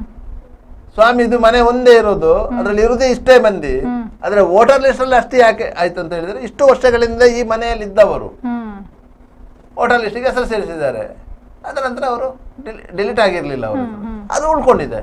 ತಪ್ಪು ನಮ್ದ? ಹೌದು, ಕರೆಕ್ಟ್ ಅಲ್ಲ. ಹೌದು. ಆ ಡೋರ್ ನಂಬರ್ ಅಲ್ಲಿ ಅವರು ಇಲ್ಲ ಅಂತ ಹೇಳಿದ್ರೆ ಡಿಲೀಟ್ ಮಾಡಬೇಕು. ಹೌದು. ಆ ಡೋರ್ ನಂಬರ್ಗೆ ಇನ್ನೊಬ್ಬರನ್ನು ಸೇರಿಸಿದ್ರೆ ನೀವು ಹಿಂದಿನ ಅವರನ್ನು ಡಿಲೀಟ್ ಮಾಡಬೇಕು. ತಪ್ಪು ಯಾರ್ದು? ಬಿಲ್ಡಿಂಗ್ ಓನರ್ ಇದು ತಪ್ಪಿರ್ತದ? ಇಲ್ಲ, ಇಲ್ಲ. ಆ ರೀತಿ ಆಗಿರುವುದು. 2013 ಚುನಾವಣೆಯಲ್ಲಿ ಮಂಗಳೂರಲ್ಲಿ ಆದಂತ ಘಟನೆಯನ್ನು ವಿವರಿಸ್ತೇನೆ ನೋಡಿ. 2013 ಚುನಾವಣೆಯಲ್ಲಿ ಜೇರ್ ಲೋಬೋ ಅವರು ಕಾಂಗ್ರೆಸ್ ಅಭ್ಯರ್ಥಿ. ಆ ಸಂದರ್ಭದಲ್ಲಿ ಇಲ್ಲಿಗೆ ಕೇರಳದಿಂದ ಬೇರೆ ಬೇರೆ ರಾಜ್ಯಗಳಿಂದ ವಿದ್ಯಾಭ್ಯಾಸಕ್ಕಾಗಿ ಬಂದ ಅಂತ ವಿದ್ಯಾರ್ಥಿಗಳು ಇಲ್ಲಿ ಕೆಲವೊಂದು ಪಿಜಿಗಳಲ್ಲಿ, ಕೆಲವೊಂದು ಹಾಸ್ಟೆಲ್ಗಳಲ್ಲಿ ಎಲ್ಲ ಅಷ್ಟೋ ಮಂದಿಯನ್ನು ವೋಟರ್ ಲಿಸ್ಟ್ಗೆ ಸೇರಿಸಲಾಗಿತ್ತು. ಸರಿಸುಮಾರು 6,000 ಮಂದಿಯ ವಿದ್ಯಾರ್ಥಿಗಳನ್ನು ವೋಟರ್ ಲಿಸ್ಟ್ಗೆ ಸೇರಿಸಲಾಗಿತ್ತು. ಎಲ್ಲರೂ ಆಲ್ಮೋಸ್ಟ್ ಕೇರಳದವರು, ಬೇರೆ ಬೇರೆ ರಾಜ್ಯದವರು ಇದ್ರು. ಅಷ್ಟೋ ಓಟುಗಳು ಕಾಂಗ್ರೆಸ್ಗೆ ಹೋಯಿತು. ಪರಿಣಾಮವಾಗಿ ಜೇರ್ ಲೋಬೋ ಅವರು ಇಲ್ಲಿ ಗೆದ್ರು. ಜೇರ್ ಲೋಬೋ ಅವರು ಗೆದ್ರು 2013 ಚುನಾವಣೆ. 2018 ಚುನಾವಣೆ ಬಂತು. ಆ 18 ಚುನಾವಣೆಯಲ್ಲಿ ಈ 6,000 ಮಂದಿ ಅವರು 5 ವರ್ಷದಲ್ಲಿ ಕಲ್ತಾಗಿದೆ, ಹೋಗಿಯಾಗಿದೆ. ಅಲ್ಲಿಗೆ ಬೇರೆ ಸ್ಟೂಡೆಂಟ್ಗಳು ಬಂದಿದ್ರು. ಆಯ್ತಾ? ಆ ಬೇರೆ ಸ್ಟೂಡೆಂಟ್ಗಳ ಹೆಸರುಗಳು ಬೇರೆ, ತಂದೆ ಹೆಸರುಗಳೆಲ್ಲ ಬೇರೆ. ಅದಕ್ಕಾಗಿ ಅಷ್ಟೋ ಮಂದಿ ಸ್ಟೂಡೆಂಟ್ಗಳನ್ನು ಪುನಃ ಈ ವೋಟರ್ ಲಿಸ್ಟ್ಗೆ ಸೇರಿಸಬೇಕಂತ ಹೇಳಿ ಕಾಂಗ್ರೆಸ್ನ ಕಾರ್ಯಕರ್ತರು ಏನು ಮಾಡಿದ್ರು, ಅವರ ಹೆಸರು, ಅಡ್ರೆಸ್ ಎಲ್ಲ ತಗೊಂಡು ಅದೇ ಕೇರ್ ಆಫ್ ಅಡ್ರೆಸ್, ಅದೇ ಡೋರ್ ನಂಬರ್, ಅದೇ ಪಿಜಿ, ಅದೇ ಹಾಸ್ಟೆಲ್ ಮಾಡಿ ಸೇರಿಸಲಿಕ್ಕೆ ಅಂತ ಹೇಳಿ ಚುನಾವಣಾ ಕಚೇರಿ ಇದೆ ಇಲ್ಲಿ ಮಹಾನಗರ ಪಾಲಿಕೆಯ ಅಂಡರ್ಗ್ರೌಂಡ್ ಅಲ್ಲಿ ಇದೆ, ಅಲ್ಲಿಗೆ ಕೊಟ್ಟಿದ್ದು. ಬಿಜೆಪಿಯವರಿಗೆ ಮಾಹಿತಿ ಸಿಕ್ಕಿತ್ತು. ಬಿಜೆಪಿಯವರು ಹೋಗಿ ಅದಕ್ಕೆ ಅಬ್ಜೆಕ್ಷನ್ ಮಾಡಿದ್ರು. ಬೇರೆ ರಾಜ್ಯದವರು, ಅವರಿಗೆ ಬೇರೆ ರಾಜ್ಯದಲ್ಲಿ ವೋಟರ್ ಲಿಸ್ಟ್ ಅಲ್ಲಿ ಅವರ ಹೆಸರು ಇದೆ, ಅದರಿಂದ ಇಲ್ಲಿ ಸೇರಿಸಬಾರದು ಅಂತ ದೊಡ್ಡ ಗಲಾಟೆ. ಅದು ಸಾಧ್ಯ ಆಗ್ಲಿಲ್ಲ. ಆ ಹೆಸರುಗಳನ್ನು ಸೇರಿಸಲು ಸಾಧ್ಯ. ಅದರಿಂದ ಹಿಂದಿನ ಚುನಾವಣೆಯಲ್ಲಿ ಸಿಕ್ಕಿದ್ದಂತ 6,000 ಚಿಲ್ಲರೆ ಮತಗಳು 18 ಚುನಾವಣೆಯಲ್ಲಿ ಅವರಿಗೆ ಸಿಗ್ಲಿಲ್ಲ. ಪರಿಣಾಮವಾಗಿ ಅವರು ಡಿಫೀಟ್ ಆದ್ರು. ಮತಗಳ್ಳತನ ಅಂತ ಹೇಳಿದ್ರೆ ಇದು, ಮತಗಳ್ಳತನ ಅಂತ ಹೇಳಿದ್ರೆ ಇದು. ಇದನ್ನು ಕಾಂಗ್ರೆಸ್ನವರು ಮಾಡಿದ್ದಾರೆ, ಬಿಜೆಪಿಯವರು ಮಾಡಿದ್ದಾರೆ, JDS ನವರು ಮಾಡಿದ್ದಾರೆ. ಇದೆಲ್ಲ ಈ ವಿಧಾನಸಭಾ ಚುನಾವಣೆ, ಲೋಕಸಭಾ ಚುನಾವಣೆಯಲ್ಲಿ ಅಷ್ಟು ದೊಡ್ಡ ಪರಿಣಾಮ ಬೀರ್ಲಿಕ್ಕಿಲ್ಲ. ಆದ್ರೆ ಕ್ಲೋಸ್ ಫೈಟ್ ಇದ್ದಾಗ ಪರಿಣಾಮ ಬೀಳ್ತದೆ. ಆದ್ರೆ ಸ್ಥಳೀಯ ಸಂಸ್ಥೆಗಳ ಚುನಾವಣೆ ಉಂಟಲ್ಲ, ಯಾಕಂದ್ರೆ ಒಂದು ವಾರ್ಡ್ ಅಲ್ಲಿ ಒಂದು 3,000 ಮತಗಳಿರುವುದು. ನೀವು ಅದಕ್ಕೆ ಒಂದು 300 ಮತಗಳನ್ನು ಸೇರಿಸಿದ್ರೆ, ನೀವು ಗಳಿಸುವಂತ ಮತಗಳಲ್ಲಿ 300 ಆಡ್ ಆದ್ರೆ ಸೋಲುವ ಗೆಲ್ತಾನೆ, ಗೆಲ್ಲುವ ಸೋಲ್ತಾನೆ. ಈ ರೀತಿಯ ಪರಿಸ್ಥಿತಿ ಆಗ್ತದೆ. ಮತ್ತೆ ರಾಹುಲ್ ಗಾಂಧಿ ಅವರ ಒಂದು ಆರೋಪ ಏನಿದೆ ಅಂತ ಹೇಳಿದ್ರೆ, ಚುನಾವಣಾ ಆಯೋಗ ದೇಶಾದ್ಯಂತ ಏಕಕಾಲಕ್ಕೆ ಚುನಾವಣೆ ಮಾಡಬೇಕು. ಈಗ ಸಾಮಾನ್ಯವಾಗಿ 7 ಹಂತಗಳಲ್ಲಿ ಚುನಾವಣೆಗಳಾಗ್ತದೆ. 7 ಹಂತಗಳಲ್ಲಿ ಚುನಾವಣೆ ಆಗ್ತದೆ. ಅದನ್ನು ಯಾಕೆ ಮಾಡ್ತದೆ ಅಂತ ಹೇಳಿದ್ರೆ, ಬಂದೋಬಸ್ತ್ ಕರ್ತವ್ಯವನ್ನ ನಿಭಾಯಿಸಲಿಕ್ಕೆ ಬೇಕಾಗಿ ಮಾಡ್ತದೆ. ಯಾಕೆ ಒಂದು ಬೂತಿಗೆ ಕನಿಷ್ಠ 5 ಮಂದಿ ಅಧಿಕಾರಿಗಳು ಬೇಕು, 3 ಮಂದಿ ಭದ್ರತಾ ಸಿಬ್ಬಂದಿಗಳು ಬೇಕು. ಒಂದು ಬೂತಿಗೆ 5 ಮಂದಿ ಅಧಿಕಾರಿಗಳು ಬೇಕು, 3 ಮಂದಿ ಭದ್ರತಾ ಸಿಬ್ಬಂದಿಗಳು ಬೇಕು, ಒಂದು ಬೂತಿಗೆ ಬೇಕು. ಆದ್ದರಿಂದ ಒಂದು ವಿಧಾನಸಭಾ ಕ್ಷೇತ್ರ ವ್ಯಾಪ್ತಿಯಲ್ಲಿ 1,000 ಬೂತುಗಳಿರ್ತವೆ. ಆಗ 5,000 ಮಂದಿ ಅಧಿಕಾರಿಗಳು ಬೇಕು, 3,000 ಮಂದಿ ಭದ್ರತಾ ಸಿಬ್ಬಂದಿಗಳು ಬೇಕು. ಅಷ್ಟು ಸಿಬ್ಬಂದಿಗಳನ್ನು ಬಳಸಿಕೊಂಡು ನಾವು ಚುನಾವಣೆ ಮಾಡುವಾಗ ದೇಶಾದ್ಯಂತ ಒಂದೇ ಕಡೆಯಲ್ಲಿ ಒಂದೇ ದಿವಸ ಮಾಡಿದ್ರೆ ಅಷ್ಟು ಸರ್ಕಾರಿ ಅಧಿಕಾರಿಗಳನ್ನು ಮತ್ತು ಭದ್ರತಾ ಸಿಬ್ಬಂದಿಗಳನ್ನು ಒದಗಿಸಲಿಕ್ಕೆ ಸಾಧ್ಯ ಆಗುವುದಿಲ್ಲ. ಆದ್ದರಿಂದ ದಕ್ಷಿಣದ ಒಂದು ಭಾಗ ಒಂದು ಅಂತ, ಮತ್ತೊಂದು ಭಾಗ ಇನ್ನೊಂದು ಅಂತ ಮಧ್ಯಭಾಗ ಒಂದು ಹಂತ, ಈಶಾನ್ಯ ಭಾಗ ಒಂದು ಹಂತ, ಜಮ್ಮು ಕಾಶ್ಮೀರ ಭಾಗ ಒಂದು ಹಂತ, ಈ ರೀತಿಯಾಗಿ 7 ಹಂತಗಳಲ್ಲಿ ಮಾಡುವುದು. ಆ ಸಂದರ್ಭದಲ್ಲಿ ಬೇರೆ ಬೇರೆ ರಾಜ್ಯಗಳ ಭದ್ರತಾ ಸಿಬ್ಬಂದಿಗಳು ಮತ್ತು ಅಧಿಕಾರಿಗಳನ್ನು ಈ ಭಾಗಕ್ಕೆ ಕರೆಸಲಾಗ್ತಾ ಇತ್ತು. ಭದ್ರತಾ ಸಿಬ್ಬಂದಿಗಳಂದ್ರೆ ಪೊಲೀಸ್ ಅಂತಲ್ಲ, CRPF ಇರ್ಬೋದು, ಗಡಿ ಭದ್ರತಾ BSF ಇರ್ಬೋದು, ಇಂಥವ್ರನ್ನೆಲ್ಲ ಕಳಿಸ್ಬೇಕಾಗ್ತದೆ ನಿಮ್ಮ ಅತ್ಯಂತ ಸೂಕ್ಷ್ಮ ಪ್ರದೇಶಗಳು. ಅದರಿಂದಾಗಿ ಆ ವ್ಯವಸ್ಥೆಗೆ ಬೇಕಾಗಿ ಚುನಾವಣಾ ಆಯೋಗ 7 ಹಂತಗಳಲ್ಲಿ ಇಲ್ಲ 5 ಹಂತಗಳಲ್ಲಿ ಚುನಾವಣೆಯನ್ನು ನಡೆಸುವಂಥದ್ದು. ಒಂದೇ ಕ್ಷೇತ್ರದಲ್ಲಿ 2 ಹಂತಗಳಲ್ಲಿ ಚುನಾವಣೆ ಆದದ್ದು ಇದೆ. ಒಂದೇ ಕ್ಷೇತ್ರದಲ್ಲಿ ದೊಡ್ಡ ವಿಧಾನಸಭಾ ಕ್ಷೇತ್ರ, ಲೋಕಸಭಾ ಕ್ಷೇತ್ರ ಅಂತ ಒಂದೇ ಹಂತದಲ್ಲಿ ಎರಡು ಹಂತದಲ್ಲಿ ಚುನಾವಣೆ ಆದದ್ದು ಇದೆ. ಇಲ್ಲ ಅಂತ ಏನು ಇಲ್ಲ. ಅದು ಆ ಕಾರಣಕ್ಕಾಗಿ ಮಾಡ್ತಾರೆ ಹೊರತು ರಾಹುಲ್ ಗಾಂಧಿ ಅವರ ಆರೋಪ ಏನಂತ ಹೇಳಿದ್ರೆ, ಕೇರಳದಲ್ಲಿ ಓಟು ಹಾಕಿದವ ಮತ್ತೆ 15 ದಿವಸ ಬಿಟ್ಟು ಅವನಿಗೆ ಡೆಲ್ಲಿಯಲ್ಲಿ ಓಟು ಹಾಕ್ಲಿಕ್ಕೆ ಅವಕಾಶ ಇರ್ತದೆ. ಅವನು ಕೇರಳದಿಂದ ಡೆಲ್ಲಿಗೆ ಹೋಗಿ ಓಟ್ ಹಾಕ್ತಾನೆ. ಡೆಲ್ಲಿಯಲ್ಲಿ ಓಟು ಹಾಕಿದವ 4 ದಿವಸ ಬಿಟ್ಟು ಅವನಿಗೆ ಪಶ್ಚಿಮ ಬಂಗಾಳದಲ್ಲಿ ಓಟ್ ಹಾಕ್ಲಿಕ್ಕೆ ಅವಕಾಶ ಇರ್ತದೆ. ಅವು ಹೋಗಿ ಪಶ್ಚಿಮ ಬಂಗಾಳದಲ್ಲಿ ಓಟ್ ಹಾಕ್ತಾನೆ. ಪಶ್ಚಿಮ ಬಂಗಾಳದ ಮತ್ತೆ 3 ದಿವಸ ಬಿಟ್ಟು ಗುಜರಾತ್ ಅಲ್ಲಿ ಬಂದು ಓಟ್ ಹಾಕಬಹುದು. ಈ ರೀತಿಯಾಗಿ ಅದು ಮತಗಳ್ಳತನ ಆಗ್ತದೆ ಅಂತ ಹೇಳೋದು. ಆದ್ರೆ ಮತಗಳ್ಳತನ ಅಂತ ಹೇಳಿ ಆ ರೀತಿ ಆಗ್ಲಿಕ್ಕೆ ಸಾಧ್ಯ ಇಲ್ಲ. ಯಾಕಂದ್ರೆ ಒಬ್ಬ ವೋಟರನ್ನ ಆ ಕಾರಣಕ್ಕಾಗಿ ಖರ್ಚು ಕೊಟ್ಟು ಕಳಿಸಿ ಓಟು ಮಾಡಿಸುವಂತಹ ರಾಜಕೀಯ ಪಕ್ಷಗಳು ಇರ್ಲಿಕ್ಕಿಲ್ಲ. ಟ್ರೈನ್ ಟಿಕೆಟ್ ಕೊಟ್ಟು ಫ್ಲೈಟ್ ಟಿಕೆಟ್ ಕೊಟ್ಟು ಅದು ಒಂದು ಸರ್ಕಾರದ ವ್ಯವಸ್ಥೆಯಲ್ಲಿ ಒಂದು ಸರ್ಕಾರ ವಿಶ್ವಾಸ ಮತ ಕೇಳ್ತದಂತಂದ್ರೆ ಆಗ 1 ಮತಗಳು ಸಹ ಅನಿವಾರ್ಯ ಆಗಿರ್ತದೆ. ಆಗ ಆಸ್ಪತ್ರೆಯಲ್ಲಿ ಇದ್ದವರನ್ನು ಸ್ಟ್ರೆಚರ್ನಲ್ಲಿ ಎತ್ತುಕೊಂಡು ಬಂದು ಓಟ್ ಹಾಕಿಸಿದ್ದು ನಾವು ನೋಡಿದ್ದೇವೆ. ಹಾಗಾದ್ರೆ ಆ 1 ಓಟಿಗೆ ಅಷ್ಟು ಬೆಲೆಗೆ ಸರ್ಕಾರ ಉಳಿತದೆ. ಉಳಿತದೆ. ಕೇಂದ್ರದಲ್ಲಿ ವಾಜಪೇಯಿ ಅವರ ನೇತೃತ್ವದ ಸರ್ಕಾರ ಕೇವಲ 1 ಓಟಿನಿಂದ ವಿಶ್ವಾಸ ಮತವನ್ನು ಕಳೆದುಕೊಂಡು 1 ಓಟಿನಿಂದ. ಆ ಸಂದರ್ಭದಲ್ಲಿ ಚರ್ಚೆ ಆಗುವಾಗ ಬರೀ ದೊಡ್ಡ ಐಡ್ರಾಮ ನಡೀತು. ಯಾಕಂತ ಹೇಳಿದ್ರೆ ಇನ್ನೊಂದು ರಾಜ್ಯದ ಮುಖ್ಯಮಂತ್ರಿ ಬಂದು ಸಂಸತ್ತಿನ ಒಳಗೆ ಕೂತಿದ್ದರು. ಯಾಕಂತ ಹೇಳಿದ್ರೆ ಅವರು ಸಂಸತ್ ಸದಸ್ಯರು. ಕಾಂಗ್ರೆಸ್ನ ಒಬ್ರು ಸಂಸತ್ ಸದಸ್ಯರನ್ನ ಆ ಪಕ್ಷ ಒಂದು ರಾಜ್ಯದ ಮುಖ್ಯಮಂತ್ರಿಯನ್ನಾಗಿ ಮಾಡಿದ್ರು. ಅವರು ಮುಖ್ಯಮಂತ್ರಿಯಾಗಿ ಅಲ್ಲಿ ಅಧಿಕಾರ ವಹಿಸಿಕೊಂಡಿದ್ದಾರೆ. ಆದ್ರೆ ಸಂಸತ್ ಸದಸ್ಯ ಸ್ಥಾನಕ್ಕೆ ರಾಜೀನಾಮೆ ಕೊಟ್ಟಿರ್ಲಿಲ್ಲ. 6 ತಿಂಗಳ ಅವಕಾಶಗಳಿದೆ. ಅವರು ಅಲ್ಲಿ ಮುಖ್ಯಮಂತ್ರಿಯಾಗಿ ಪ್ರಮಾಣ ಸಿಕ್ಕಿದ್ರು. ಅವರು 6 ತಿಂಗಳಲ್ಲಿ ಅಲ್ಲಿ ಚುನಾಯಿತರಾಗಬೇಕು. ಆ ಸಂದರ್ಭದಲ್ಲಿ ಅಲ್ಲಿ ಚುನಾಯಿತರಾಗಬೇಕಾದ್ರೆ ಇಲ್ಲಿ ರಾಜೀನಾಮೆ ಕೊಡಬೇಕು. ಅದಕ್ಕೆ 6 ತಿಂಗಳ ಅವಕಾಶ ಇತ್ತು. ಅದರಿಂದ ಇದಕ್ಕೆ ರಾಜೀನಾಮೆ ಕೊಟ್ಟಿರಲಿಲ್ಲ. ಅವರು ಬಂದು ಲೋಕಸಭೆಯೊಳಗೆ ಕೂತರು. ಅವ್ರಿಗೆ ವೋಟಿಂಗ್ ಪವರ್ ಇದೆ. ಆಗ ಬಿಜೆಪಿಯವರು ಅಬ್ಜೆಕ್ಷನ್ ಮಾಡಿದ್ರು. ಅವರೊಂದು ರಾಜ್ಯದ ಮುಖ್ಯಮಂತ್ರಿ ಸಾಂವಿಧಾನಿಕ ಹುದ್ದೆಯಲ್ಲಿದ್ದಾರೆ ಅಂತವ್ರು ಇಲ್ಲಿ ಬಂದು ಕೂತಿದ್ದಾರೆ ಅಂತ.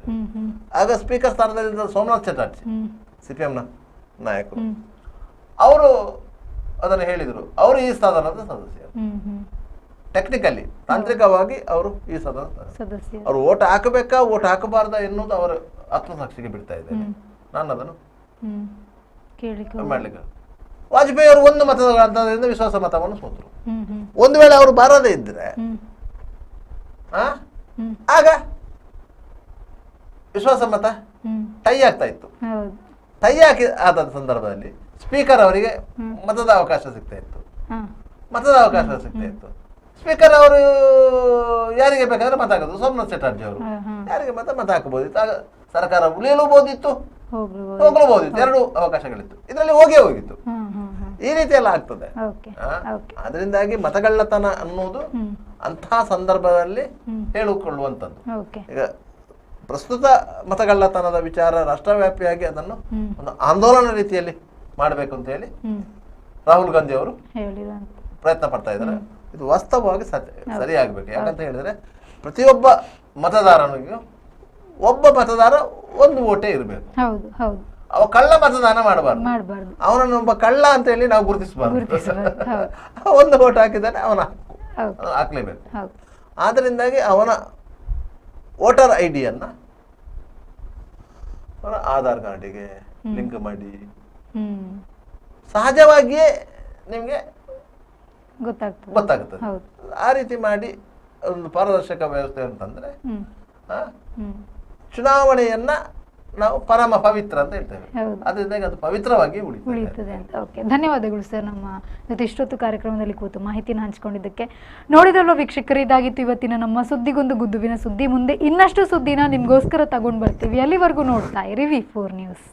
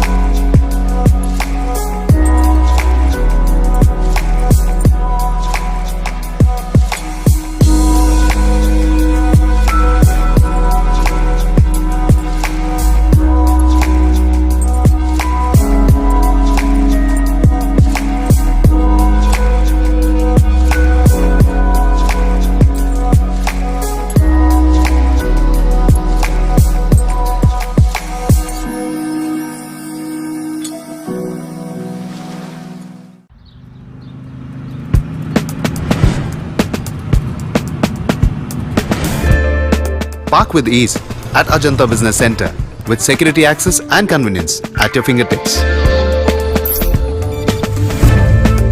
Step into a welcoming lobby where a warm smile greets you and your clients. With top-tier amenities, Ajanta set the stage for our success, leading us to Ashoka Business Center as a next upgrade. Invest in workspaces managed by Vortex. Invest Smart. Invest in Mangaluru. The Father Mullah Charitable Institutions, the most modern linear accelerator, only one of its kind in this region for specific burning of cancer cells. We have all precision equipments and instruments for both invasive and non-invasive surgical procedures and diagnosis, ultrasonic color Doppler, CT scan and MRI machines. The operation theaters are equipped with contemporary equipments, high-tech intensive care units, neo and postnatal units, burns unit, cath lab and cardiothoracic units are fully equipped. Our NICU is the largest in the city. The blood bank and cell separator and casualty are 24-hour services. The Father Mullah Charitable Institutions. Ideal ice cream, milky way to your heart.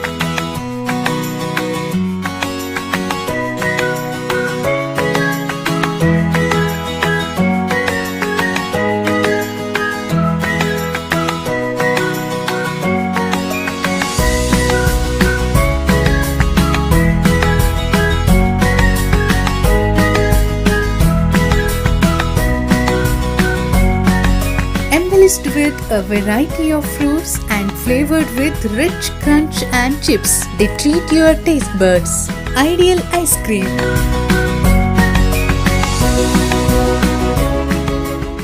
B. Devdas Ganpati Pai Enterprises.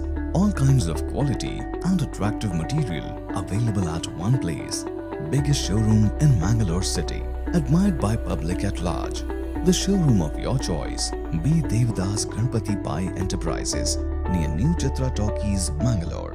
AJ Hospital and Research Center is a leading advanced tertiary healthcare center of India, serving the coastal citizens and spreading good health across the sea line. AJ Hospital and Research Center is a specialized Medicare center providing service to more than 30 major medical disciplines, embracing new technologies to offer high-level healthcare that matches the best in the country. Our technical and medical expertise include foremost services in cadaveric organ retrieval, drug-eluting stent placement, pediatric lab nephrectomy, ambulance services, dermatology, ENT, nephrology and many more. AJ Hospital and Research Center, Kuntikana, Mangaluru. Call 222553. Vasudeva Stores. Store for your inner needs. Visit us to find trendy innerwear from major brands.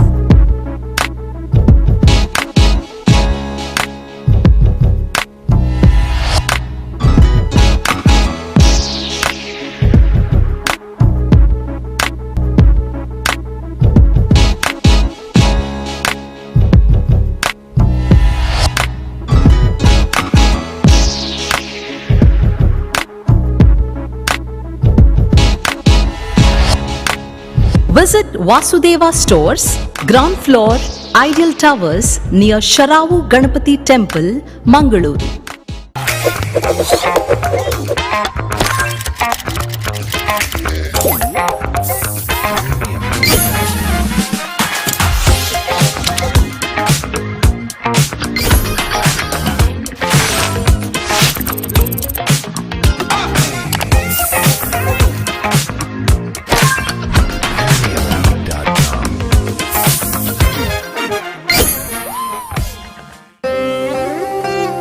ನನ್ನ ಬಾಲ್ಯ ಅಮೂಲ್ಯ ನೆನಪುಗಳಿಂದ ತುಂಬಿತ್ತು. ಸಮಯದ ಸವಾಲನ್ನು ಎದುರಿಸಿ ನಿಂತ ಪರಂಪರೆ. ಆಹಾ, shining, ಆದ್ರೆ ಏನೋ ಮಿಸ್ಸಿಂಗ್.